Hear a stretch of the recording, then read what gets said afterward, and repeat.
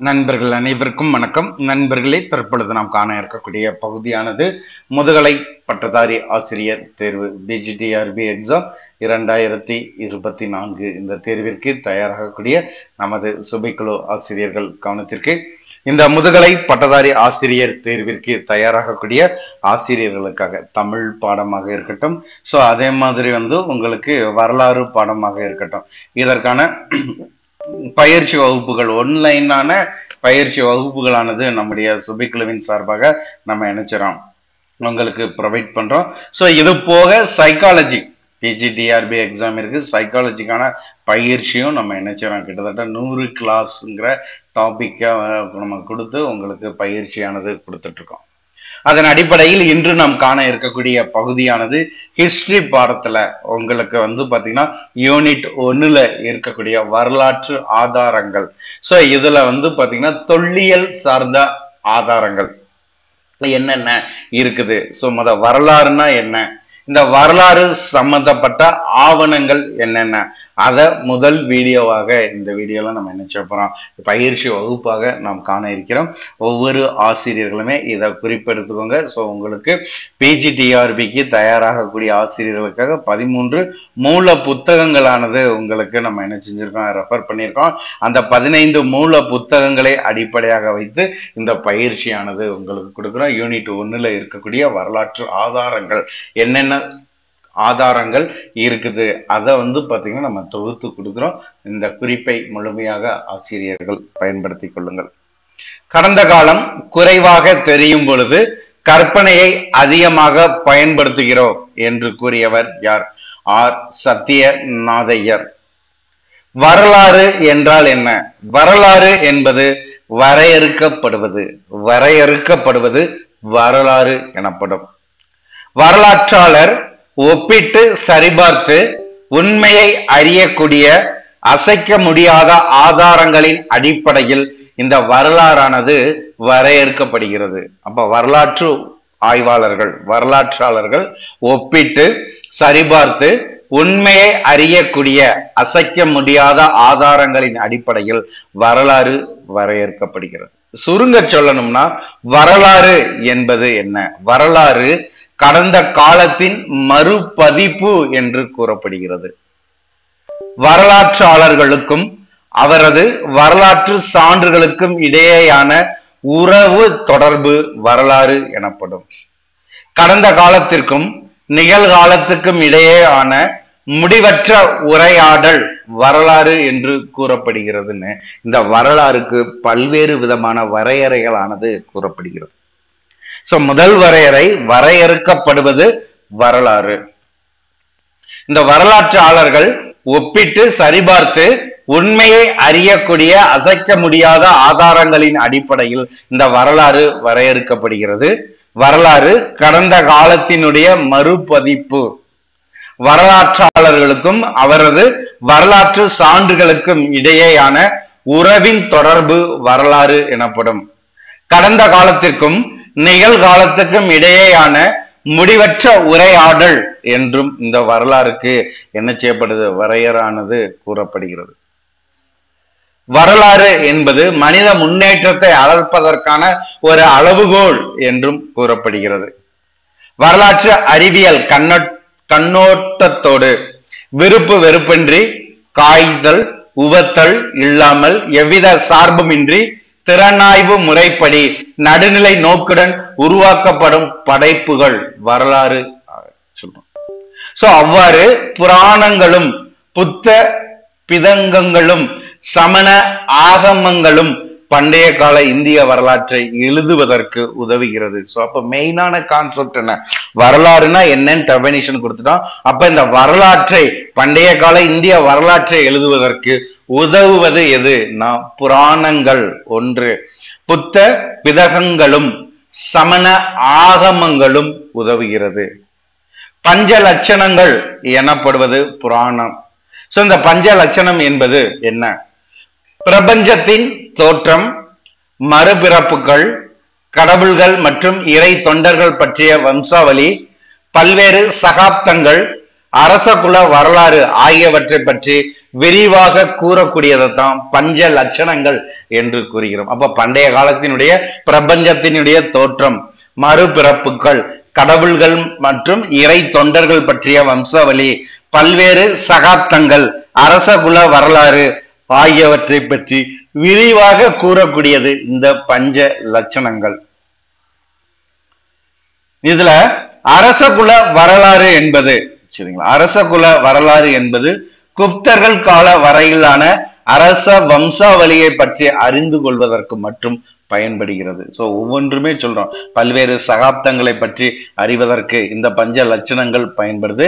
இதுல அரச குல வரலாறு என்பது மிக முக்கியமானது. அரச குல வரலாறு என்பது மட்டும் குப்தர்கள் வரையில் இருக்கக்கூடிய அரச வம்சத்தை பற்றி அறிய பயன்படுகிறது. சாதவாகன அரச பரம்பரையை பற்றி அறிந்து கொள்வதற்கு மச்சய புராணம் மேற்கோளாக காட்டப்படுகிறது. சோ நம்மளுக்கு தெரியணும், குப்தர்கள் காலம் வரையிலான அரச வம்சாவளியை பற்றி அறிந்து கொள்வதற்கு உதவக்கூடியது எது? அரச குல வரலாறு. சாதவாகன அரச பரம்பரையை பற்றி அறிந்து கொள்வதற்கு உதவக்கூடியது, அறிந்து கொள்வதற்கு மேற்கோளாக காட்டப்படக்கூடியது எதுனா மச்சய புராணம். புத்த பிதங்களும் புத்தகால சமய சமூக கலாச்சார அரசியல் பொருளாதார நிலை பற்றி அறிந்து கொள்ள பயன்படுகிறது. அப்ப புத்தர்கள் காலத்தினுடைய சமய சமூக கலாச்சார அரசியல் பொருளாதார நிலையை பற்றி அறிந்து கொள்ளக்கூடிய ஆதாரம் எதுனா புத்த பிதங்கள். அப்ப சமண ஆகங்கமங்கள் என்பது சமணர் காலத்தை பற்றி அறிந்து கொள்ள உதவுகிறது. இதெல்லாம் வரலாற்று ஆதாரங்கள்.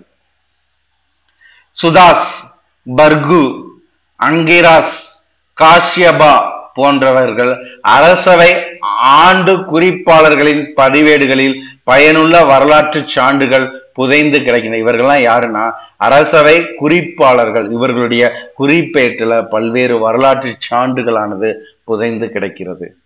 சோ அப்ப இந்த வரலாற்று சான்றுகளை முழுமையாக தொகுத்து பார்க்கும் பொழுது வரலாற்று சான்றுகள் முதல் நிலை சான்றுகள், இரண்டாம் நிலை சான்றுகள், மூன்றாம் நிலை சான்றுகள் என்று 3 வகைகளாக இருக்கக்கூடும். அப்ப வரலாற்று சான்றுகள் எத்தனை வகைகளாக இருக்கக்கூடும்னா 3 வகைகளாக, முதல் நிலை சான்றுகள், இரண்டாம் நிலை சான்றுகள், மூன்றாம் நிலை சான்றுகள் என்று 3 வகைகளாக இருக்கப்படும்.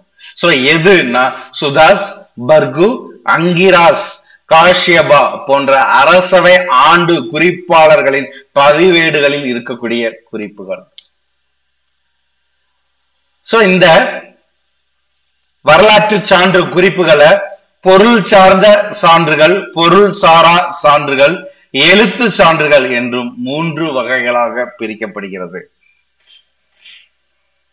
சோ நம்மளுக்கு கேட்கலாம், வரலாற்று சான்றுகள் எத்தனை வகைகளாக பிரிக்கப்படுகிறதுனா பொருள் சார்ந்த சான்றுகள், பொருள் சாரா சான்றுகள், எழுத்து சான்றுகள் என்று 3 வகைகளாக பிரிக்கலாம். சோ அப்போ வரலாறுனா என்ன, அந்த வரலாறு சான்ற சான்றுகளை நம்ம என்ன செய்யறோம் பார்க்கிறோம்.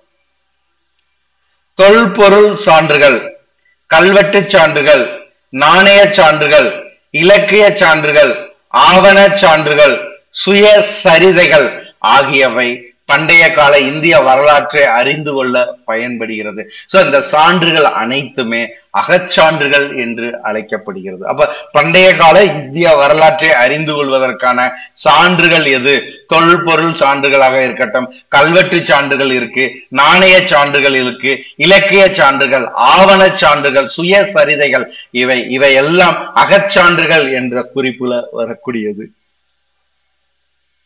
சோ இந்த சான்றுகளை தவிர்த்து பண்டைய கால இந்திய வரலாற்றை அறிய மேற்கொண்டு சான்றுகள் இருக்கு. அது என்ன? வெளிநாட்டு யாத்திரியர்களும் எழுத்தாளர்களும் விற்று சென்ற குறிப்புகளும் நூல்களும். இவை எல்லாம் புறச்சான்றுகள் என்று அழைக்கப்படுகிறது. அப்ப பண்டைய கால இந்திய வரலாற்றை அறிந்து கொள்வதற்கு உதவக்கூடிய சான்றுகள் அகச்சான்றுகள், புறச்சான்றுகள். அகச்சான்றுகளில் வரக்கூடிய சான்றுகள் எது? தொல்பொருள் சான்றுகள், கல்வெட்டு சான்றுகள், நாணய சான்றுகள், இலக்கிய சான்றுகள், ஆவண சான்றுகள், சுய சரிதைகள். புறச்சான்றுகள்ல வரக்கூடியது எது? வெளிநாட்டு யாத்திரியர்களும் எழுத்தாளர்களும் விற்று சென்ற குறிப்புகளும் அவர்களுடைய நூல்களும். சோ அடுத்து பண்டைய கால இந்திய வரலாற்றை அறிந்து கொள்வதற்கான இந்த தொல்பொருள் சான்றுகள் ஒவ்வொன்றையுமே நம்ம பார்க்கிறோம். சரிங்களா?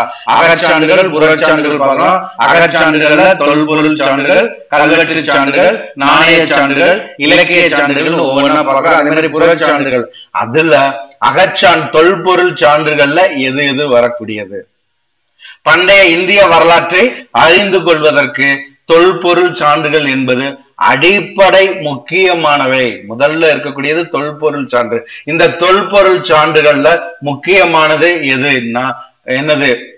பண்டைய இந்திய வரலாற்றை அறிந்து கொள்வதற்கு இந்த தொல்பொருள் சான்றுகள் மிகவும் முக்கியமானது. இந்த தொல்பொருள் சான்றுகள் எத்தனை வகைப்படும்னா 7 வகைப்படும். 1 கல்வெட்டுக்கள், 2 நாணயங்கள், 3 கட்டடக்கலை, 4 சிற்பக்கலை, 5 ஓவியக்கலை, 6 பழமை சின்னங்கள், 7 இலக்கிய சான்றுகள். சோ அப்ப பண்டைய இந்திய வரலாற்றை அறிந்து கொள்வதற்கு பயன்படக்கூடியது எது? தொல்பொருள் சான்றுகள். இந்த தொல்பொருள் சான்றுகளை எத்தனை வகைகளாக பிரிக்கிறோம்? 7 வகை. இதை ஒவ்வொன்றையும் இந்த வீடியோல நம்ம என்ன செய்ய போறோம்? பார்க்க போறோம். முதல்ல சொன்னது என்ன? கல்வெட்டுக்கள். சரியா? பண்டைய இந்திய வரலாற்றை அறிந்து கொள்வதற்கு முக்கியமானது தொல்பொருள் சான்று. இந்த தொல்பொருள் சான்று 7 வகைப்படும். அதுல முதல்ல இருக்கக்கூடியது கல்வெட்டுக்கள். பண்டைய இந்தியாவுல அரசியல், பொருளாதார, சமூக, சமுதாய, கலாச்சார வரலாற்றை பற்றி தெரிந்து கொள்வதற்கு மிக நேரடியான ஆதாரம் எது? கல்வெட்டுக்கள். இந்த கல்வெட்டுக்கள் என்பது பண்டைய இந்திய அரசியல், பொருளாதார, சமுதாய, சமய, கலாச்சார வரலாற்றை பற்றி தெரிந்து கொள்வதற்கான என்னது? நேரடி ஆதாரங்கள். சோ அப்ப நேரடி ஆதாரங்கள் என்னென்ன இருக்கு? பேரரசர் அசோகர் முதல் கல்வெட்டு கலைஞர் ஆவார். பண்டைய இந்தியாவில் முதல் கல்வெட்டு கலைஞர் யார்? பேரரசர் அசோகர். சோ அசோகர் தூண்களிலும் கல்வெட்டுக்கள் எழுதியுள்ளார். அந்த கல்வெட்டுக்கள் அவரது தர்ம ஆட்சியின் அருமை பெருமைகளை அறிந்து கொள்வதற்கான சான்றுகளாக இருக்கிறது. அடுத்த கல்வெட்டு அலகாபாத் தூண் கல்வெட்டு. இந்த அலகாபாத் தூண் கல்வெட்டானது சமுத்திரகுப்தரின் ஆட்சி மாட்சிமையை பற்றி அறிந்து கொள்வதற்கு உதவுகிறது. குவாலியர் கல்வெட்டு ராஜரை பற்றியும், இரும்பு தூண் கல்வெட்டானது சந்திரா என்ற மன்னனை பற்றியும் தெரிந்து கொள்வதற்கு பயன்படுகிறது. அப்ப இந்த கல்வெட்டு என்பது அரசகுல வம்சாவளி, புவியியல், நிர்வாக, பொருளாதார, பண்பாடு பற்றி அறிந்து கொள்வதற்கான முக்கிய தகவலாக இருக்கிறது. அப்ப இந்த தொல்பொருள் சான்றுகள்ல முதல்ல இருக்கக்கூடியது என்னது? உங்களுக்கான கல்வெட்டுக்கள். இந்த கல்வெட்டுகள் என்பது பண்டைய இந்திய வரலாற்றை அறிந்து கொள்வதற்கான நேரடி ஆதாரம். அப்ப என்னென்ன கல்வெட்டு இருக்கு? கல்வெட்டுல முதல் கலைஞராக இருக்கக்கூடியவர் அசோகர். இவருடைய கல்வெட்டானது தூண்களில் வெட்டப்பட்டுள்ளது. தரும ஆட்சியின் அருமை பெருமைகளை எடுத்து கூறுகிறது. அலகாபாத் தூண் கல்வெட்டானது சமுத்திரகுப்தரின் ஆட்சியை பற்றியும், குவாலியர் கல்வெட்டானது போஜராஜரை பற்றியும், இரும்பு தூண் கல்வெட்டானது சந்திரா என்ற மன்னனை பற்றியும் கூறுகிறது. சோ இது எல்லாமே கல்வெட்டு ஆதாரங்கள். அடுத்த தொல்பொருள் சான்றுகள்ல இரண்டாவதாக இருக்கக்கூடியது நாணயவியல். நாணயவியல் என்பது கல்வெட்டுகளுக்கு உதவி சான்றுகளாக இருக்கக்கூடியது. இந்திய நாணயவியல் என்பது வெளிநாட்டவரின் நன்கொடையாக இருக்கக்கூடியது. இந்த நாணயவியல் என்பது கல்வெட்டுக்கான உதவி சான்றுகளாக இருக்கக்கூடியது. அசோகரின் மறைவுக்கு பின்னர் வந்த இந்தோ கிரேக்கர்கள், இந்தோ பார்த்தியர்கள், சாகர்கள், குஷானர்கள், குப்தர்கள் இவர்கள் தான் நாணயங்களை வெளியிட்டு புகழ் பெற்ற மன்னர்கள். சோ அப்ப நாணயவியல்னா என்ன? நாணயம் என்பது கல்வெட்டுகளுக்கான ஒரு உதவி சான்று. இந்திய நாணயவியல் என்பது வெளிநாட்டவர்கள் கொடுத்த நன்கொடை. அப்ப இந்த வெளிநாட்டவர்கள் கொடுத்த இந்த நாணயவியல் எப்ப தோன்றுகிறது? அசோகரின் மறைவிற்கு பின்னர் வந்திருக்கக்கூடிய இந்தோ கிரேக்கர்கள், இந்தோ பார்த்தியர்கள், சாகர்கள், குஷானர்கள், குப்தர்கள் இவர்கள் தான் நாணயங்களை வெளியிட்டு புகழ் பெற்றவர்கள். இந்த நாணயங்கள்ல கிரேக்க, இந்திய என்ற இருமொழி நாணயங்கள் தான் வெளியிடப்பட்டது. இந்திய கல்வெட்டு என்ற பூட்டை திறப்பதற்கான சாவி எதுனா நாணயம். மிக முக்கியமானது, குறிப்பிடுத்துக்கோங்க.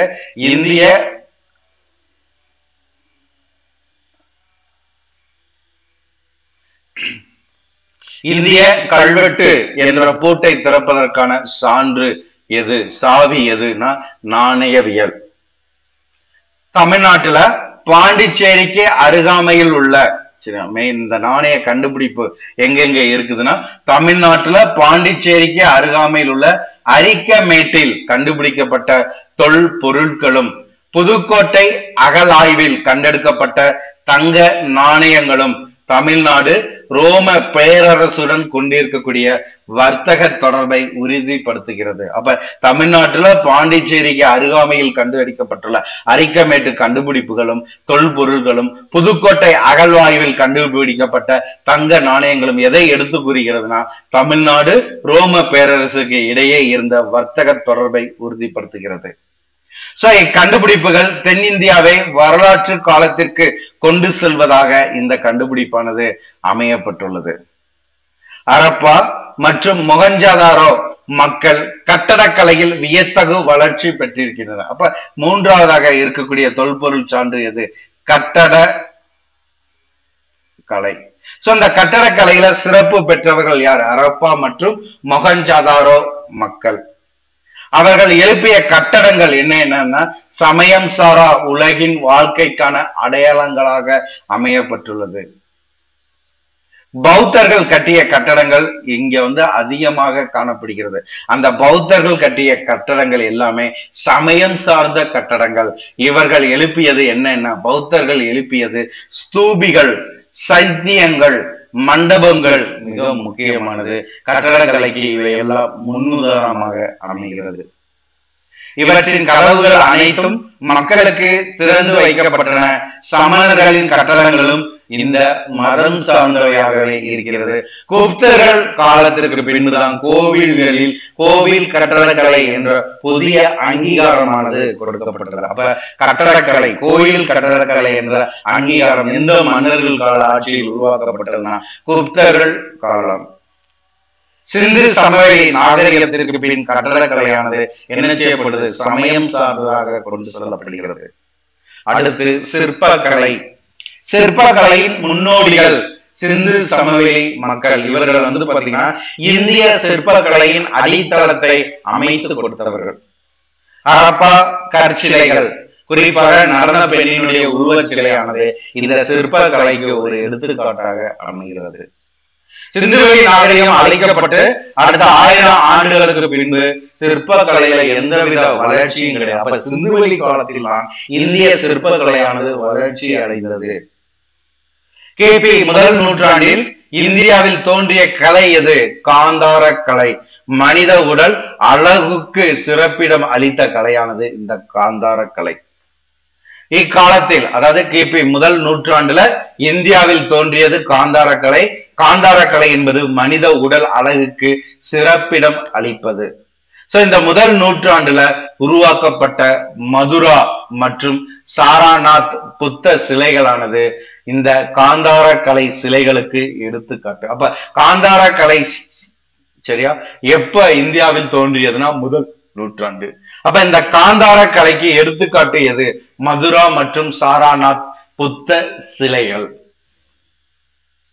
சோ அடுத்த எடுத்துக்காட்டு எது, அடுத்த வரலாற்று சான்றுகளானது ஓவிய கலை. கவின் கலை என்று சிறப்பிடம் பெறுவது எதுனா இந்த ஓவிய கலை. ஓவிய கலையானது கவின் கலை என்று சிறப்பிடம் பெறுகிறது.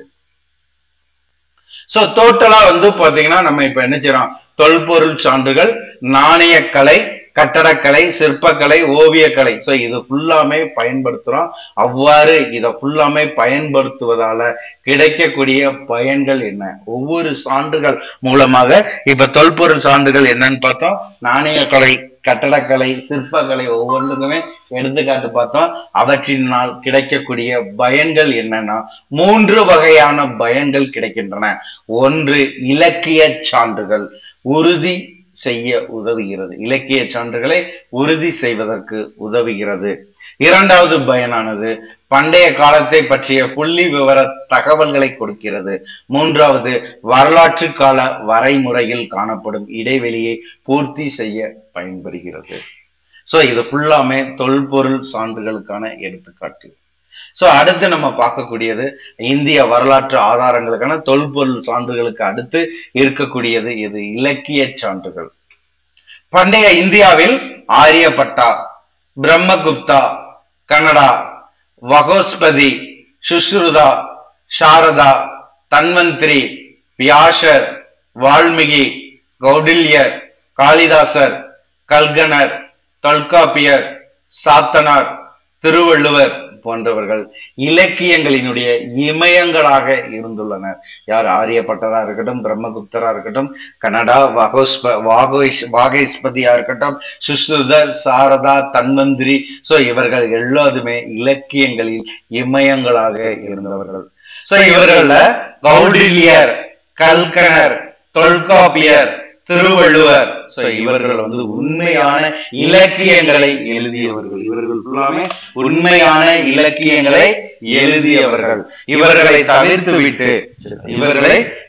விட்டு மீறி இருக்கக்கூடியவர்கள் எல்லாருமே கற்பனை கடல்ல நீந்துபவர்களாக இருக்கின்றனர்.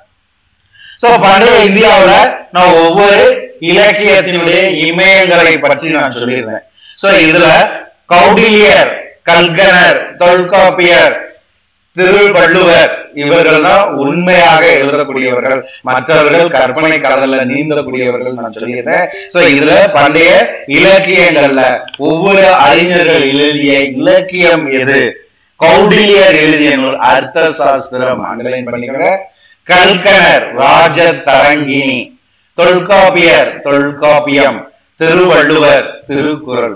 இது இவர்கள் எழுதிய நேர்த்தியான நூல்கள். மற்ற நூல்கள் எல்லாமே என்ன சொல்றோம்? உங்களுக்கு கற்பனை கலந்ததுன்னு சொல்றோம்.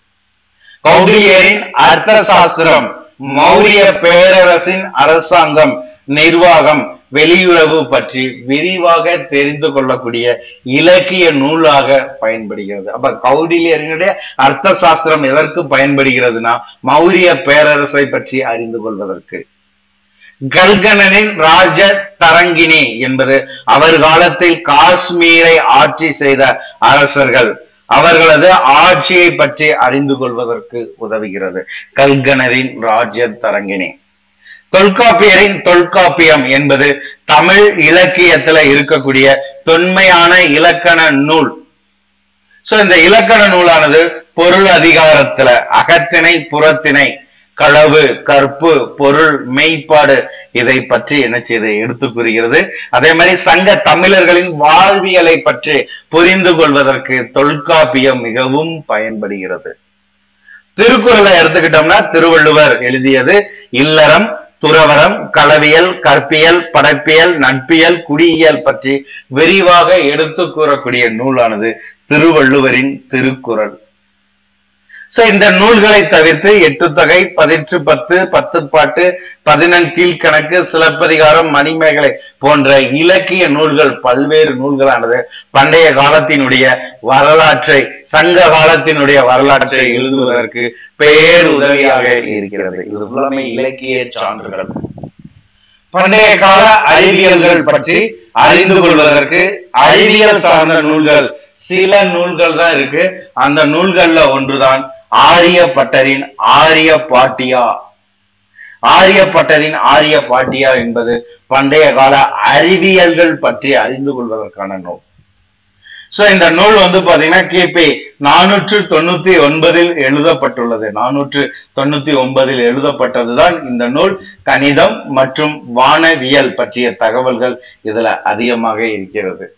சோ அதே போல சூரிய சித்தாந்தா என்ற நூலானது இருக்குது. இது பூமியின் சுழற்சியை பற்றியும் சூரிய சந்திர கிரகணங்களை பற்றியும் அறிவியல் முறை விளக்கம் அளிக்கிறது. வட்டத்தின் விட்டம் பற்றிய விகிதம் மிகச் சரியாக கணக்கிடப்படுவது இந்த நூல்ல தான். அடுத்த ஒரு நூலானது விரித்த வாக்பட்டா என்ற பௌத்த மருத்துவ மேதை கிபி 6ஆம் நூற்றாண்டில் வாழ்ந்ததாக கூறப்படுகிறது. சோ இவர் என்ன செய்யறாரு? மருத்துவ மூவர்களில் ஒருவராக அறியப்படுகிறார். இவர் இயற்றிய அஷ்டாங்க சம்கிருதா என்ற நூல்ல மருத்துவத்தின் 8 பகுதிகளை பற்றி கூறுகிறது. யாரு? விரித்த வாக்பட்டா என்ற பௌத்த மருத்துவ மேதை. இவர் எழுதிய நூல் அஷ்டாங்க சம்கிருதா.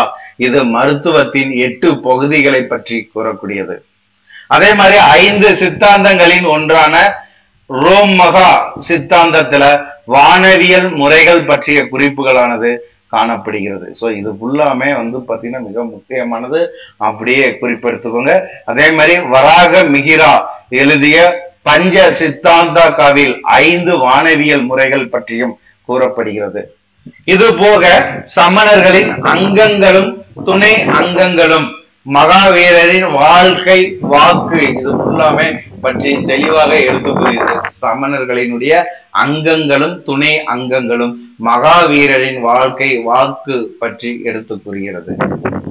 சமணர்களின் மாபெரும் சிந்தனையாளராகவும் தத்துவ ஞானியாகவும் எழுத்தாளராகவும் கருதப்படுபவர் யாருன்னா ஹேமச்சந்திரா. ஹேமச்சந்திரா என்பவர்தான் சமணர்கள மாபெரும் சிந்தனையாளராகவும் தத்துவ ஞானியாகவும் எழுத்தாளராகவும் கருதப்படக்கூடியவர் ஹேமச்சந்திரா.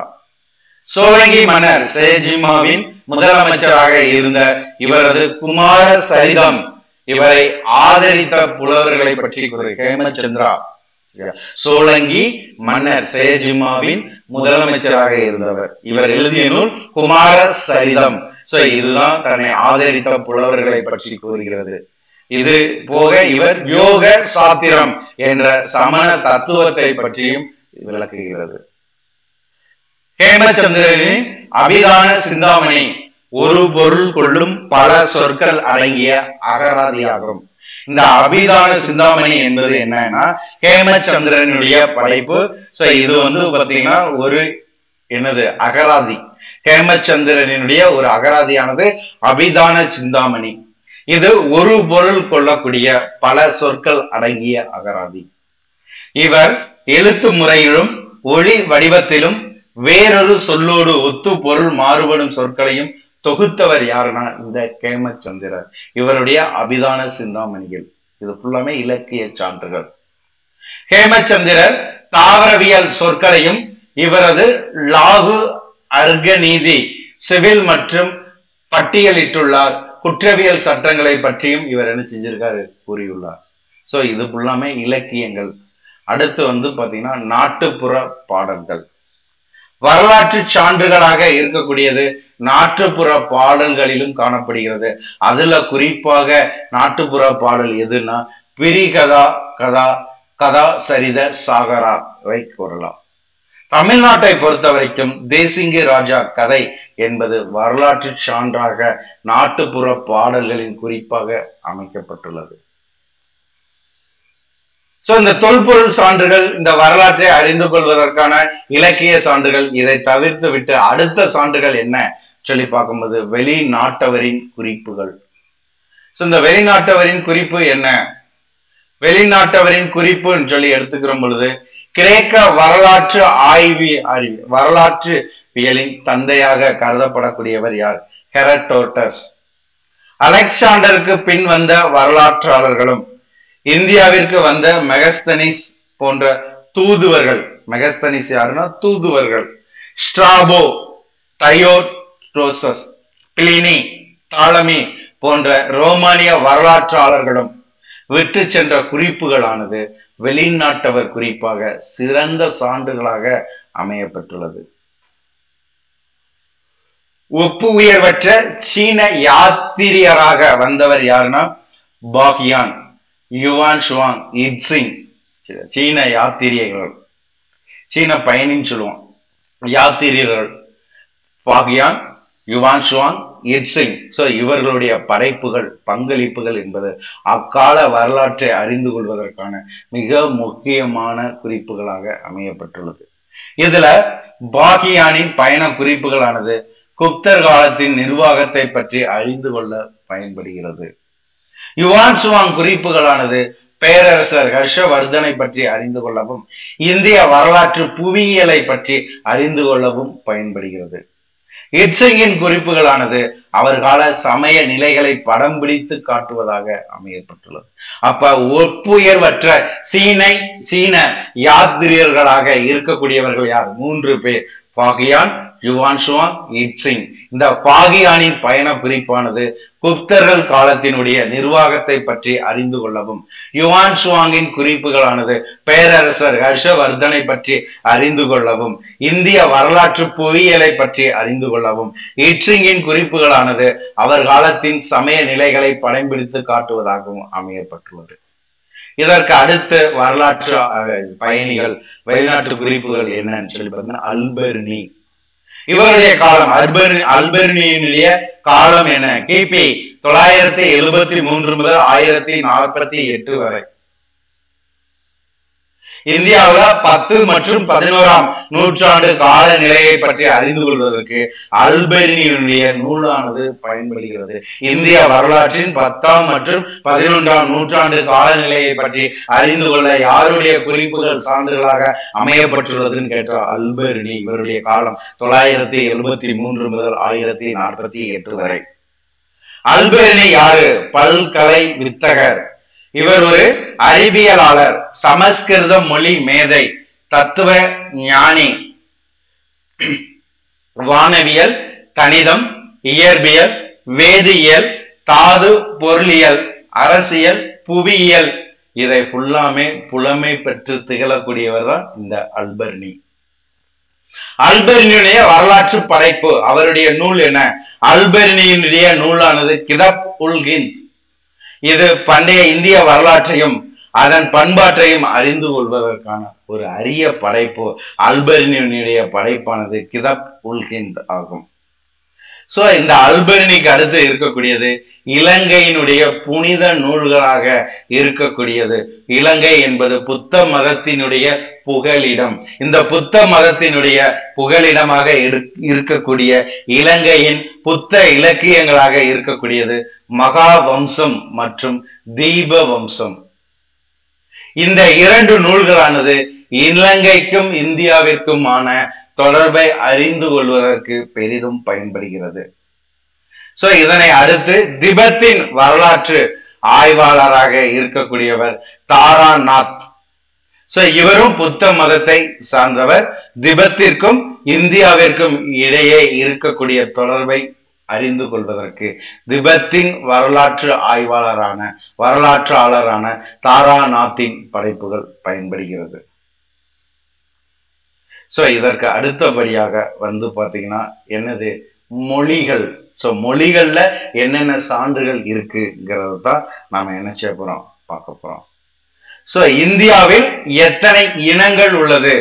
மனித இன ஆய்வாளர்களின் ஆராய்ச்சிகளின் அடிப்படையில் இந்தியாவில் பிரதான இனங்கள் சொல்லி பார்க்கும் பொழுது 7 இனங்களானது இருக்கிறது.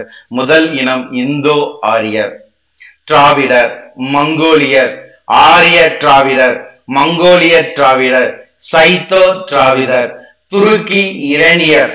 சோ இது ஃபுல்லாமே இந்தியாவில் இருக்கக்கூடிய மனித இனங்கள். இவற்றில திராவிடர்களும் இந்தோ ஆரியர்களும் வெவ்வேறு இனத்தை சார்ந்தவர்கள் என்று கூறப்படுகிறது. சோ இந்த இரு இனத்தவர்களும் யாரு? திராவிடர்களும் இந்தோ ஆரியர்களும் காலத்தால் மிகவும் பழமையானவர்கள். சோ இந்த 2 இனத்துல திராவிடர்களும் இந்தோ ஆரியர்கள், இவர்கள காலத்தால் மிகவும் பழமையானவர்கள் யாருன்னா திராவிடர்கள். மத்திய ஆசியாவிலிருந்து மேய்ச்சல் நிலம் தேடி வடமேற்கு இந்தியாவிற்கு வந்தவர்கள் யார்? ஆரியர்கள். இவர்களை எதிர்கொண்டவர்கள் யாருன்னா திராவிடர்கள். சோ இதை மட்டும் நீங்க மெயினா தெரிஞ்சுக்கிட்டா போதும். மத்திய ஆசியாவிலிருந்து மேய்ச்சல் நிலம் தேடி வடமேற்கு இந்தியாவிற்கு வந்தவர்கள் ஆரியர்கள். இவர்களை எதிர்த்தவர்கள் திராவிடர்கள். சோ மனித இனங்களை போன்றே இந்திய மொழிகளுக்கும் பலவாக பிரிக்கப்படுகிறது. இவை மொழி குடும்பங்களாக, இனங்களை போன்று மொழிகளும் குடும்பங்களாக பிரிக்கப்படுகிறது. மொழியியலாளர்கள் முக்கியமாக 3 மொழி குடும்பங்களை பிரிக்கின்றனர். ஒன்று திராவிட மொழி குடும்பம், ஆரிய மொழி குடும்பம், முண்டா மொழி குடும்பம் என்று 3 மொழி குடும்பங்களானது பிரிக்கப்படுகிறது. சரியா? சோ முதல்ல இருக்கக்கூடியது திராவிட மொழி குடும்பம், ஆரிய மொழி குடும்பம், முண்டா மொழி குடும்பம் என்று மொழி குடும்பங்களானது 3ஆக பிரிக்கப்படுகிறது. ஒரிசாவில் பேசப்படும் முண்டா மொழி பலுசிஸ்தானத்தில் பேசப்படும் பிராக்வி உள்ளிட்ட தென்னிந்திய மொழிகள் திராவிட மொழி குடும்பத்தை சார்ந்தது. அப்ப திராவிட மொழி குடும்பத்தை சார்ந்தது எதுனா ஒரிசாவில் பேசப்படும் முண்டா மொழி, பலுசிஸ்தானத்தில் பேசப்படும் பிராக்வி போன்றவை. தென்னிந்திய மொழிகள் எல்லாமே திராவிட மொழி குடும்பத்தை சேர்ந்தவை. இதே போன்று மராத்தி உள்ளிட்ட சமஸ்கிருத மொழியும் அதன் வட்டார பேச்சு மொழிகளும் ஆரிய மொழிகளாக கூறப்படுகிறது. அப்ப திராவிட மொழி எது, ஆரிய மொழி எதுங்கிறத நீங்க மெயினா நிச்சயம் தெரிஞ்சுக்கணும். திராவிட மொழிகளின் ஒப்பிலக்கணம் பற்றி விரிவாக ஆராய்ச்சி மேற்கொண்டவர் ராபர்ட் கால்டுவெல். சோ இவர் 3 முடிவுகளுக்கு உட்படுகிறார். ஒன்று, திராவிட மொழி குடும்பம் தனித்தன்மை கூடியது. திராவிட மொழி குடும்பமானது தனித்தன்மை கொண்டது. இரண்டாவது, இது சமஸ்கிருத மொழி குடும்பத்திலிருந்து முற்றிலும் மாறுபட்டது. மூன்றாவது, திராவிட மொழி குடும்பம் சமஸ்கிருத மொழி குடும்பத்தின் துணையின்றி தனித்து இயங்க வல்லது என்று 3 முடிவுகளை நினைச்சாரு வெளியிடுகிறார். எதன் அடிப்படையில் நான் திராவிட மொழிகளின் ஒப்பிலக்கணத்தை பற்றிய விரிவான ஆய்வுகளின் அடிப்படையில். சோ அப்ப தொல்பொருள் சான்றுகள், அகச்சான்று, புறச்சான்று, இலக்கியங்கள், வெளிநாட்டு குறிப்புகள், சோ மொழிகளுடைய பங்களிப்பு, இதை ஃபுல்லாமே பார்த்தாச்சு. இது முதல் பாகம். சோ இரண்டாவது பாகத்துல புவியியல் அமைப்பின் காரணமாக புவியியல் சான்றுகள், இந்திய வரலாற்றை அறிந்து கொள்வதற்கான புவியியல் சான்றுகள் எதுங்கிறத இரண்டாவது பகுதியில பார்ப்போம். சோ இந்த இரண்டாவது பகுதியை நம்ம முடிச்சிட்டோம்னா அடுத்து உங்களுக்கு பாத்தீங்கன்னா நம்ம என்ன செஞ்சிடறோம், அடுத்து இருக்கக்கூடிய சிந்துவெளி நாகரிகம், வேதகாலம், ஸோ ஒவ்வொரு டாபிக் வைஸா உங்களுக்கு பயிற்சி 10 இயல்களையும் நம்ம கொடுக்க போறோம். ஆசிரியர்கள் முழுமையாக இதை அப்படியே குறிப்பிடுங்க, இதை அப்படியே ஃபாலோ பண்ணுங்க, வேற எதையும் செய்ய வேண்டாம். நம்ம கொடுக்குற பயிற்சியை பயன்படுத்திக்கோங்க. ஒவ்வொரு நாளுமே கொடுக்கக்கூடிய இந்த தகவல்களை முழுமையாக பயன்படுத்தி அரசு பணியை உரித்தாக்கிக் கொள்ளுங்கள். இதுல வேற ஏதேனும் சந்தேகங்கள் கருத்திற்கு சுபி குழுவோடு இணைந்திருங்கள். நன்றி நண்பர்களே.